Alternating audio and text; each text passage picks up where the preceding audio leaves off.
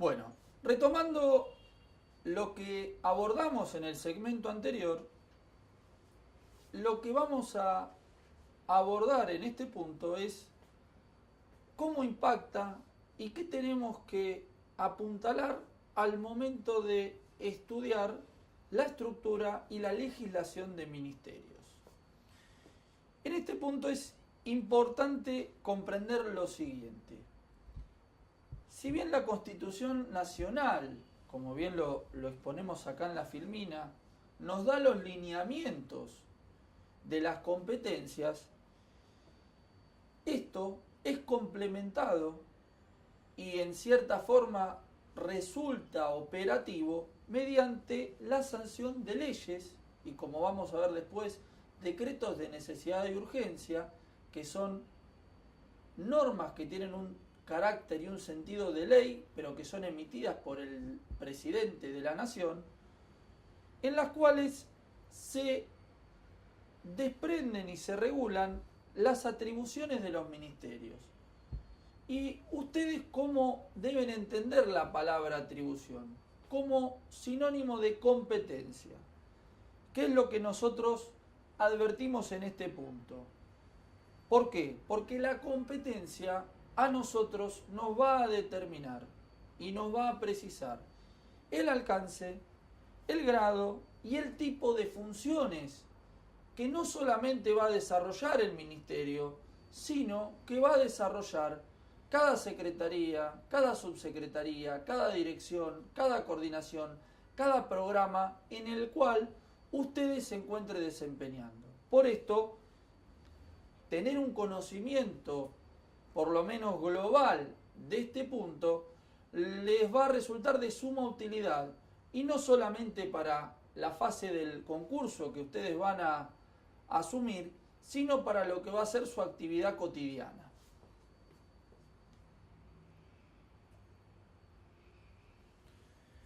Sentado el punto anterior, lo que ustedes tienen que conocer sobre los lineamientos que le da las bases del concurso es qué tomar de la Ley Nacional 22.520.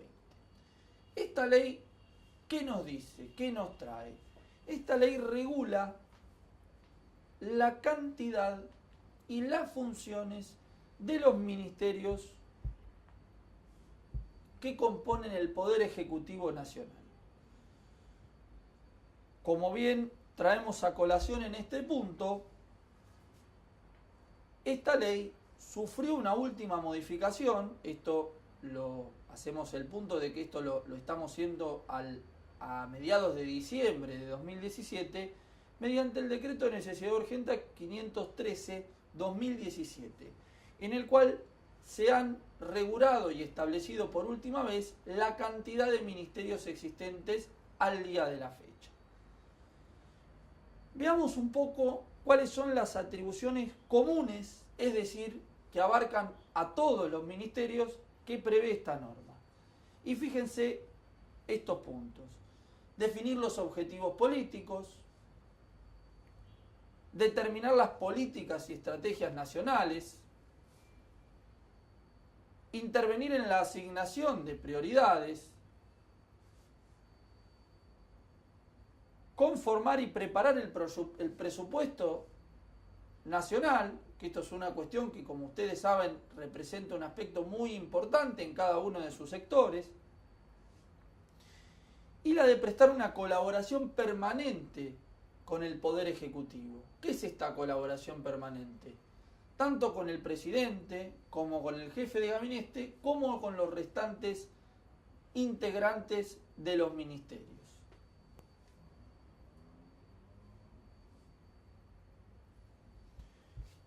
En este marco, lo que hemos hecho es una transcripción de las competencias comunes que tienen cada uno de los ministerios. Es decir, que tienen tanto el Ministerio de Desarrollo Social, el Ministerio de Hacienda, el Ministerio de Educación, como el Ministerio de Trabajo y Empleo. Es decir, que abarca a todos los ministerios. Y fíjense qué punto importante que nos vincula con el segmento anterior. la primera competencia que nos determina la ley es cumplir y hacer cumplir la Constitución Nacional. Entonces, es ahí donde ustedes pueden entender por qué toda base del concurso comienza por la Constitución. Sobre este punto, lo que recomendamos es una lectura de estas competencias para que ustedes puedan tener una idea, cuanto menos generalizada, de cuáles son esas competencias comunes.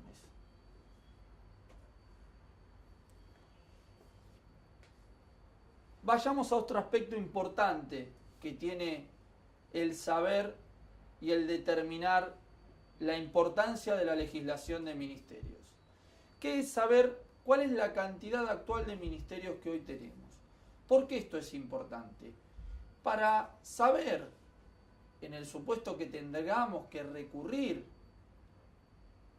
por colaboración o para complementar alguna actividad, a qué puerta tocar, es decir, a qué ministerio, a qué lugar. Hoy en día, la cantidad de ministerios existentes es de 20, que esto lo van a ver transcripto en esta filmina y en la que sigue a continuación.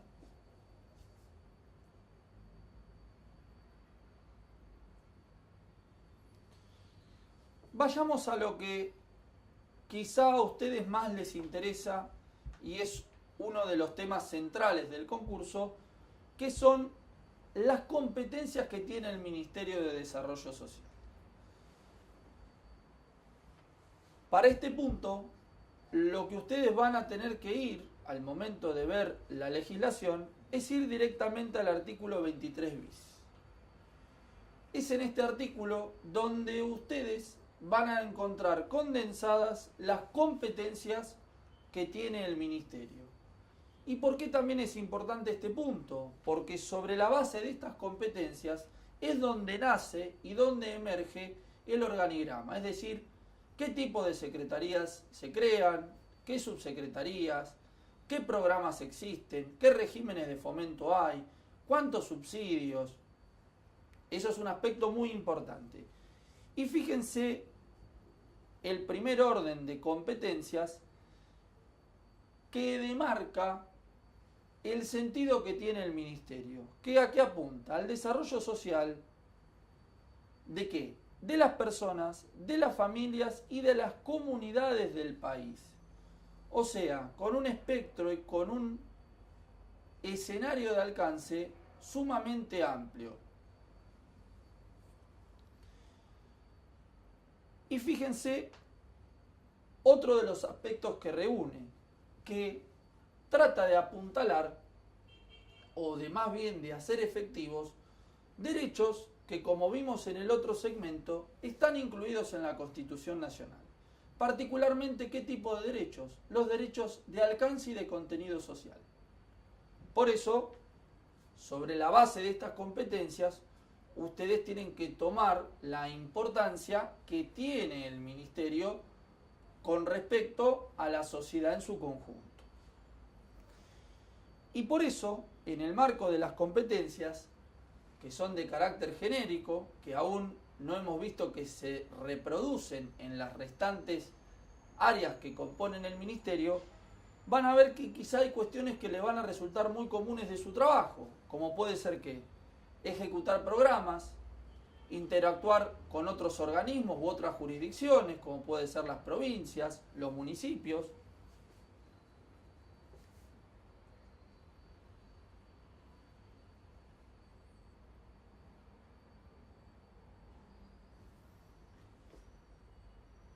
Tutelar lo que se llaman sectores desprotegidos o con una tutela especial, como pueden ser sectores de niñez, de adolescencia, tratar temas vinculados a la vulnerabilidad social,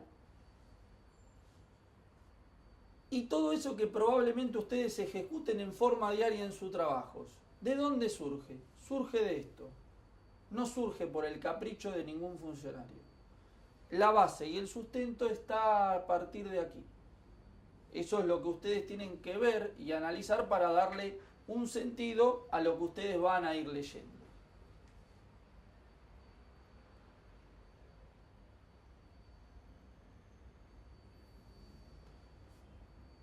Culminado esta parte, lo que ustedes tienen que terminar de entender es lo siguiente y hacerse esta pregunta. ¿Las competencias del ministerio únicamente se construyen con lo que dice la ley que vimos anteriormente, es decir, la ley 22.520? Y la respuesta es no. ¿Por qué motivo? Porque cada uno de sus ministerios, en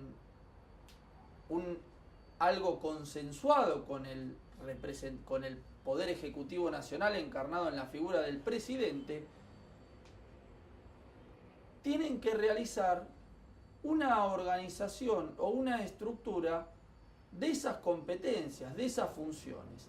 Y es ahí donde aparece la figura del organigrama, en el cual, en la figura del organigrama, probablemente cada uno de ustedes puedan determinar cuestiones que son muy habituales en la práctica, como por ejemplo determinar jerarquías, es decir, ¿quién es mi jefe? ¿Quién es el que firma? Estas cuestiones comienzan a tener un sentido o una explicación a partir de la confección de estos organigramas. En lo que a nosotros nos interesa, lo que ustedes tienen que apuntar es al decreto 20-2017 con la reforma que ha hecho el decreto 357 de 2016. ¿Qué es lo que realiza este decreto? Establece la estructura orgánica del primer nivel del ministerio. ¿Y qué entendemos por primer nivel? La cantidad de secretarías, que es lo que vamos a ver a continuación.